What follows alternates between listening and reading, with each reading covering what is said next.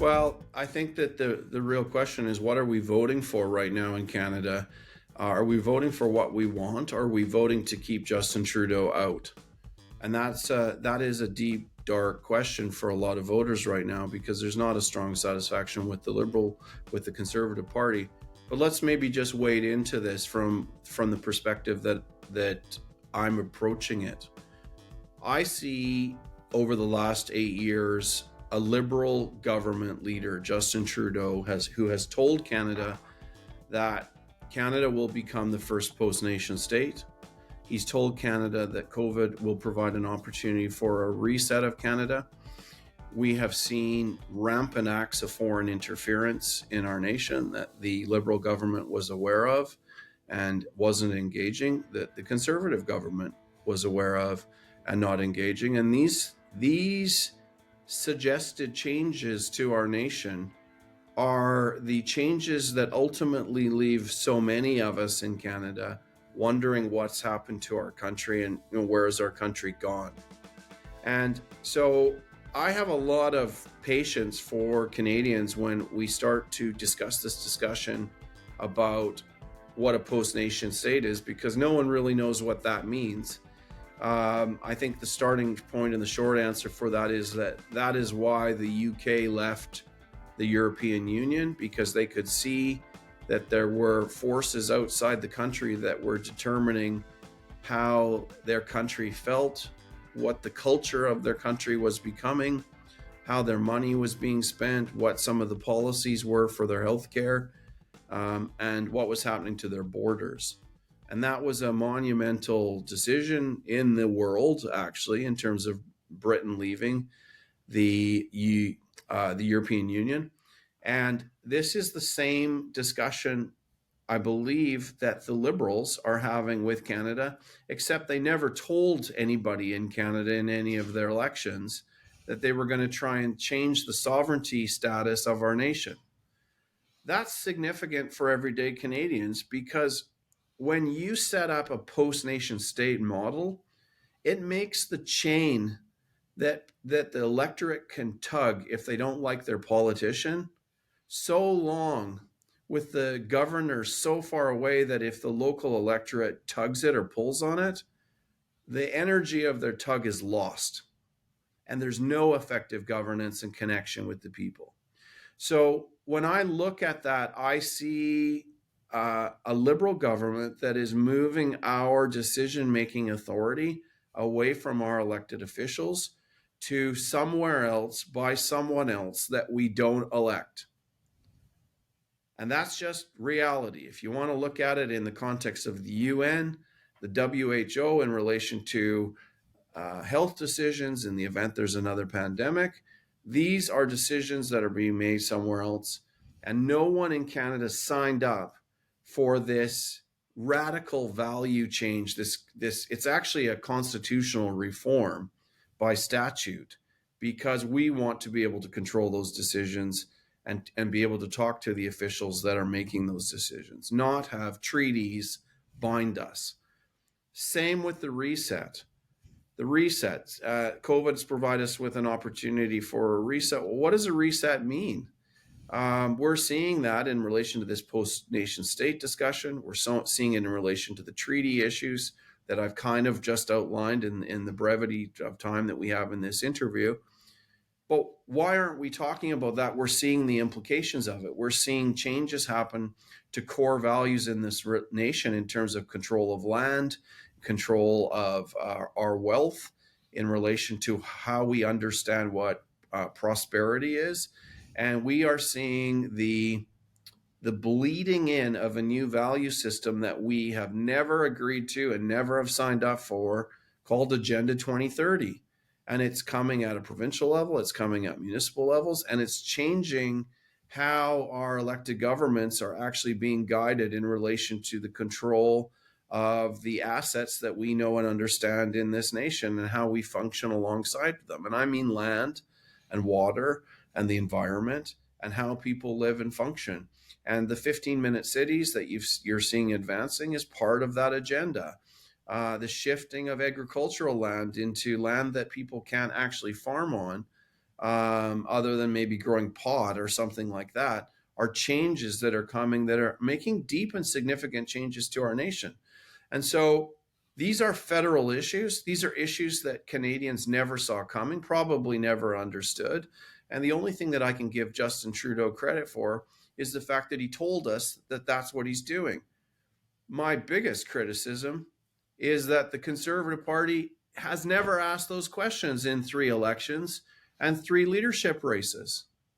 And if they're supposed to be the loyal opposition standing up for the people and actually wanting to get into power, why would they not ask those questions? And so why NDP? The NDP is the only party fighting for working class. The NDP have introduced bills to help fix homelessness, to bring down the cost of groceries, anti-scab legislation, dental care for seniors and persons under 18.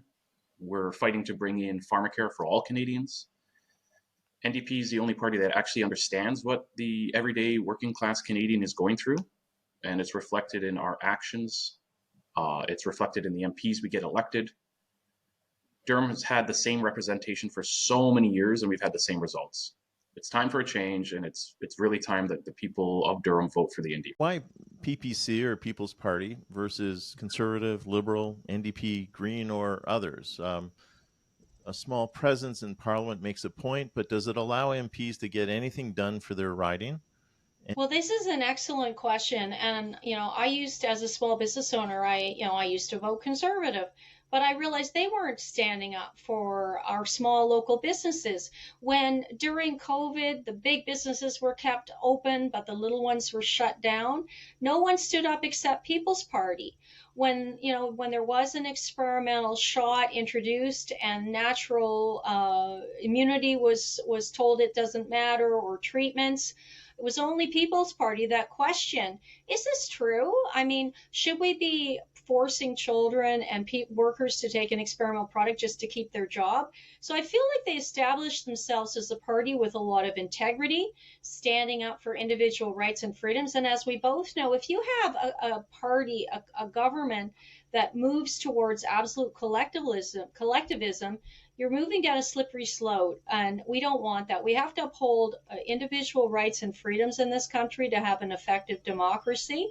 And the only party I see now with an increasingly authoritarian government overreach that represents everybody, whether you are NDP, Liberal, Green, or a non-voter, is People's Party. So that's why I can really unite people behind some of the big issues that we are facing now, with real solutions instead of just words.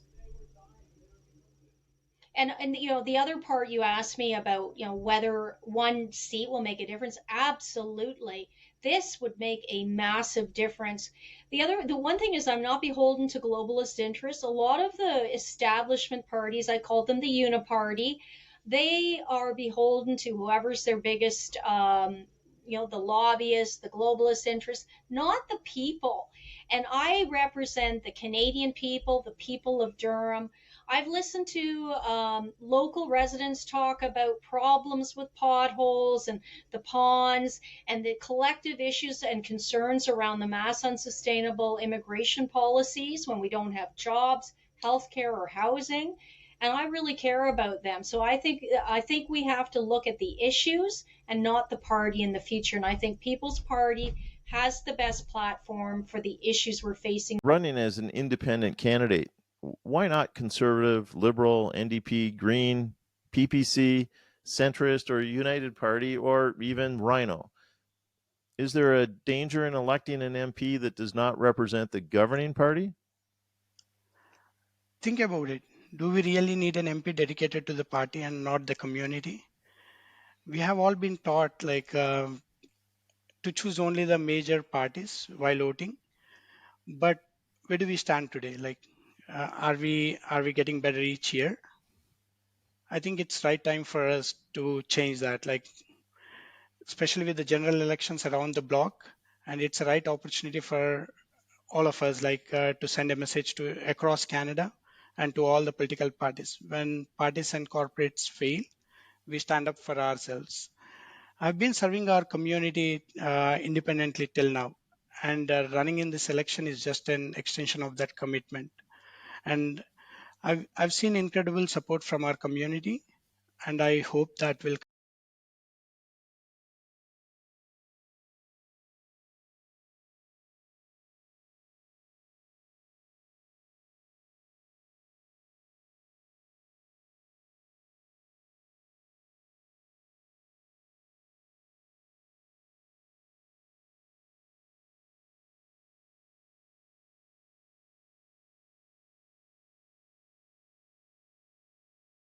Well, first, I've always been drawn to the Greens. So that just made sense to me. And I made the decision, one that was an easy one to make. I've always been a bit of an underdog my whole life. And so the Green Party makes even more of a perfect fit. The party a question about not being part of a governing party is something similar that I've been receiving in terms of questions and comments at people's front door. I usually vote this way party, or I don't usually vote that way. I usually always vote this way. That's fine. But when I explain that those other big parties have party whips, and that's the ones that direct the MPs to vote a certain way, almost like their boss telling them what to do. So if elected, you become my boss, Steve, along with tens of thousands of other constituents. Whatever is important to Durham riding will be important to me. The centrist party of Canada is new to many of us. Why centrist versus conservative, liberal, NDP, Green, People's Party, or the others? And why not run as a conservative People's Party of Canada or United Party candidate? Yeah, this is something that I really need to say out openly and boldly and rudely. I have seen many of my friends and people in the political, arena that I have been working with, and I have been helping and supporting and going rallying on the roads and door to doors and all those. And these people, when they get elected and they go out as my representative, for example, into the assembly hall and stand in the midst of all those representatives from all over the country, they are not allowed to say a single word which is against the policy of the party. And this is something that restricts them. I've seen some people being dismissed from the party only recently, and others who have been stayed on with their mouths shut for longer times. Both of this does not help us. Me, as a citizen of Durham or of GTA and a citizen of Canada, I do not want a representative who goes there and stands there and smiles at people and has a good relation with people. I want somebody who goes there and stands up and says what I have to say. So he or she should be my voice, strong, loud, and resonant. And that's what we want. And that's why the Centrist Party of Canada, we formed 3, 4 years ago. And then we got it registered. And now we have members all across Canada from end to end, from coast to coast. And we are progressing not very fast, but steadily. And we mean business. We are here to make sure that Canada will be as we want it to be. Why Liberal versus the People's Party of Canada or the Conservatives or the NDP or Greens or others? And is there a danger in electing an MP that does not represent the governing party? I wouldn't use the term danger. I think that has a lot of negative connotations associated with it. I think the important part is someone who knows how to build a consensus. At the end of the day, all MPs are a single vote. You get things passed by being able to make strong connections, by building consensus, finding solutions that are going to work, to be able to get the votes appropriately or necessary to get anything passed. No one can do anything on their own. You need to be part of the team.